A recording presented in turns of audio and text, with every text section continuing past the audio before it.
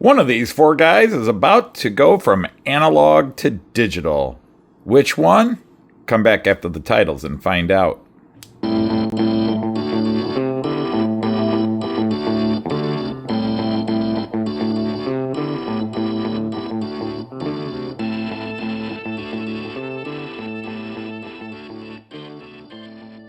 Hey everybody, Anthony Dodge, Model Train Outsider, the American Outsider, a Night of the Rhomboid table here with a long overdue, or maybe it wasn't due at all, video on going from analog to digital. And as you saw in the preview, I'm deciding between four.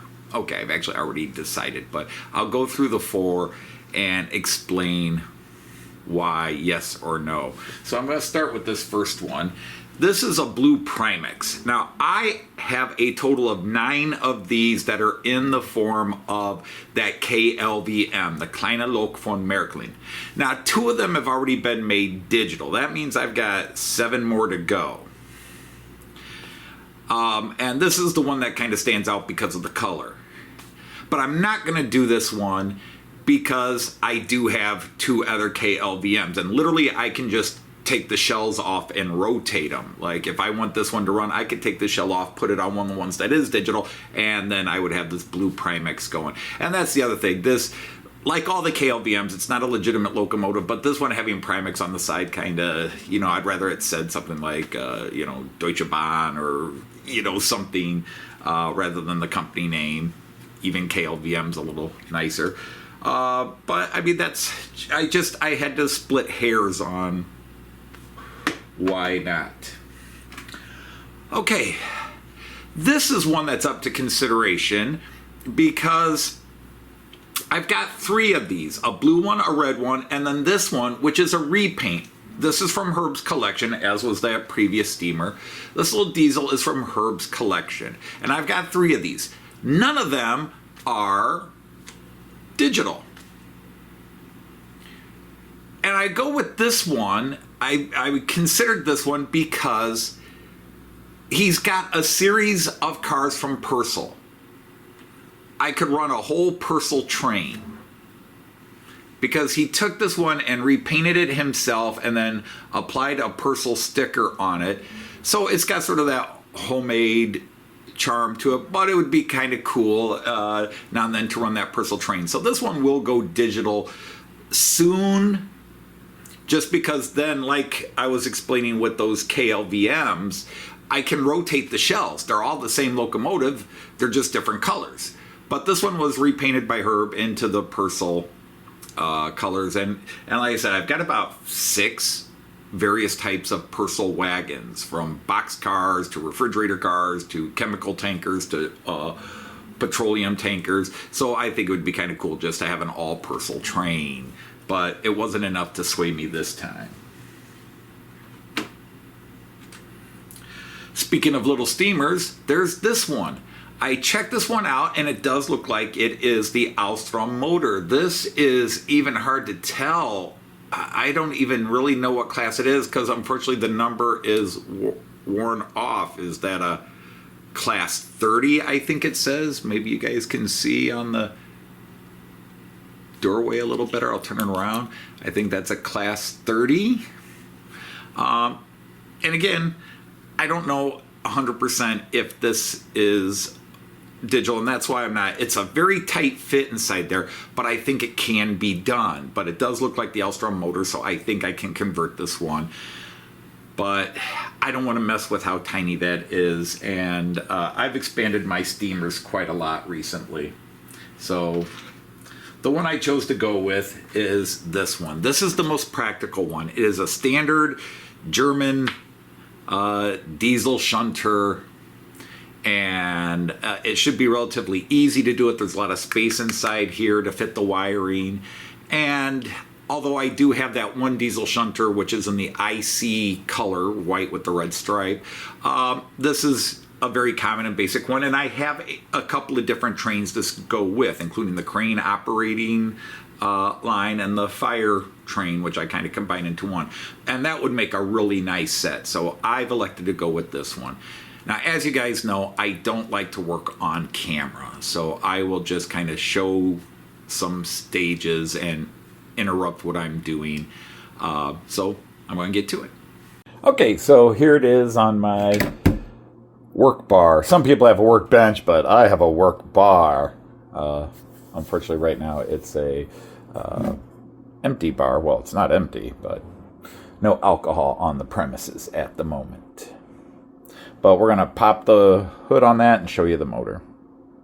All right, so we popped the shell. So here's your actual motor. And then here is the relay, and that's what we're going to remove. We remove this relay in here, we disconnect it, and we'll replace this with the decoder. The decoder is designed to fit in this spot.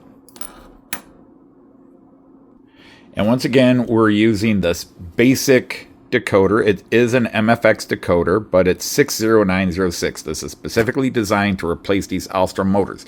Now, you can change out the motor and put in a different motor there and put in a higher end decoder that gives you the option for sound and everything else. But for these little guys, I'm not that worried about sound. You get light, and if it's a smoker unit, a steamer or a diesel with the smoker unit, you can add that function. It's on there, but really this is just 4 basic functions, which is lights, potential smoke function, and then a couple of other potential functions like the shunting mode, braking mode. But anyhow, we'll come back when I've removed everything.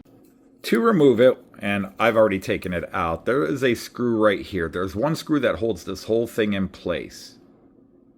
And then what you'll do is remove or cut these wires. Like this red wire is the one that comes up from the pickup shoe on the bottom. The brown wire goes to the pickups on the wheels. And then yellow and gray wires are your lights. And then these 2 wires in black, sometimes they're blue and green, but I will unsolder those from here. Now, in most cases, they want you to go ahead and remove these wires, like just replace this wire here. What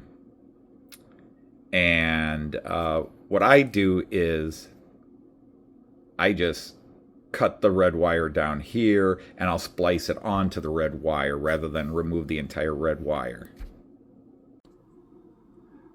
Okay, so I've actually started removing some things, and I had to go back and look at something didn't feel right. The red wire coming up from the shoe was attached up here, and that, as far as I know, should not be correct. And this black wire off the motor is soldered in down here. And that's not right. So I'm just going to disconnect this black wire here and connect it to the black wire as it should be coming up, and I'll connect the other end of that black wire up here where it should be.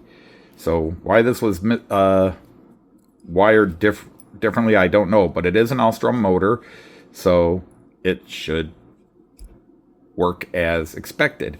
I've disconnected the 2 lines that run to the motor. These are directionals, and the one thing you have to watch is the red and blue wires off the decoder. You got to make sure you get them on the right poles, or it'll go the opposite direction you want it to go. So it's not a big deal if you get it wrong. You just resolder them, unsolder them from the poles you've got them on, and resolder them. So I'm going to go ahead and wire this the way I think it should have been wired. But yeah, this wire coming off the pickup shoe should not have been wired to that as far as I know. Okay, so despite what seemed to be funky wiring, once I unsoldered and disconnected everything, the wires themselves make sense. Here's our brown wire, which goes to the wheel pickups. The red line that comes up from the red line which comes up from the shoe, the ski as I call it, down on the bottom. The yellow and gray lines, which are the lights front and back. So really, if it had just come like this, I wouldn't have had any questions or doubts because the wires that should be there are there. They were just put in weird places.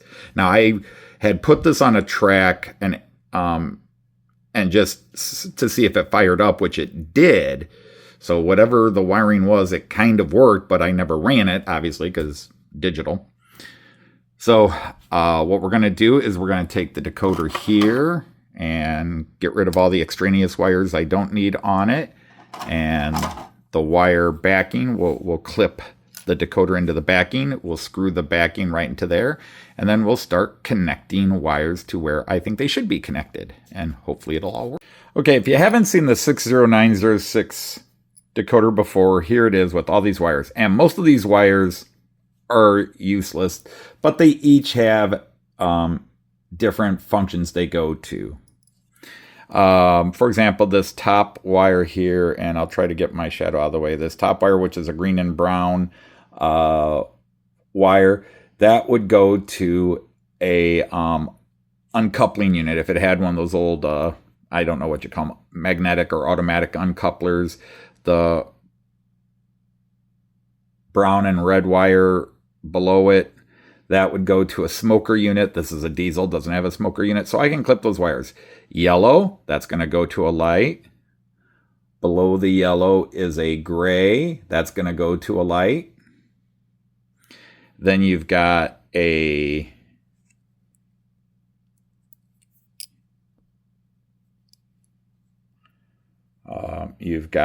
purple wire, which we're not going to use. And to be honest, I don't even know what that purple wire would go to. The blue and green are your motor feeds. Brown to the pickups on the axles, the wheels. And then red, the pickup. So I just need to, what I'm going to do is snip the wires I don't need. For example, this black wire over here goes to the motor. The two orange wires, one of the orange wires would go to complete the circuit on the automatic coupler. The other orange wire, I have no idea what it's used for, because even in my manual, it'll tell you, I've got 3 wires here, a black, an orange, and an orange, but that second orange, which is connected here, doesn't say. So I'm sure some people will know and might put it in. But anyhow, yeah, so you just follow this wire diagram, and really you can't go wrong. That's why I like it, because it's Merklin once again takes us newbies and silly guys into consideration and makes it real easy. And I'm just going to snip the wires. Now, I've had a couple of people say, don't snip the wires. You might want to use that decoder in something else someday. It's like, nah, I'm going to use it in this. And if for some reason this dies, it's more than likely the decoder that died. So the decoder would be useless. So I'm going to snip the wires I don't need. All right, so the decoder mounting plate is now installed with that one screw. They give you a little bit of playroom so you can move it around. But we've got it down and flat. So I will just install the decoder and then start connecting wires. All right, so the decoder is now clipped in. Very easy. There's just one little clip here, and then there's guide bars on the side and the bottom of the brace that holds it in place. The only negative, if you want to say anything, is that all the wires come out here by this bulb, and then you have to rotate them back here. But that's really no big deal. There's plenty of space in the cab to fold those wires back up. Obviously, I've clipped all the wires I don't need, but I haven't clipped the ones I do. I want to give myself a little bit of slack, but the next thing you're going to see is I will have cut these wires down, connected them to the wires they need to be connected to, including mounting the 2 motor wires. Then I'll take it over to the table, install the decoder, and then see if I got the motor directional wires correct, the blue and the green. And I might just have to switch them. Okay, so all the wires are connected to the wires they should be connected to. Now with the blue and green wires, because the 2 wires that were black, there might be something like blue always goes left and green always goes right, depending on orientation or something like that. But otherwise, to me, it's just guesswork, and it's not a big deal. If for some reason it runs the wrong direction according to the lights, I just switch the blue and green wires, and it works. So it's not a big deal. So I'm going to take it over to the test track and see if everything's working. Although I am feeling like a lack of a ground wire that should have been connected on this train. If not, I'll have to jerry rig one. Okay, so I've got it on my programming track. And the first time I tried it up, I was getting a blinking light here, and it was blinking almost like it was doing Morse code. And earlier I had said there didn't seem to be a ground wire. Well, this brown pickup, I connected it straight to here to the other brown wire. And no, I should have, that was my ground wire. So I put them up here, and the decoder has loaded in. So if I turn the lights on, now the light is on, it's working, we have power, and it's not blinking, which tells me I've done something good. So now, really, we just got two things to solve at one time. One, if I turn up the juice, will it move down the track? And if I wired the motor correctly, it will move that way, in which case, I'm done. I'll have to run it in, but it's done. So otherwise, all I have to do is go back and change the brown. If it moves, but it goes that way despite the light being on this end, then I just have to flip the green and the blue wires. So let's see if I guessed right on first try. Well, second try because I screwed up the brown wires, of course. I'm sure somebody saw that. Hey, hey, hey! All right.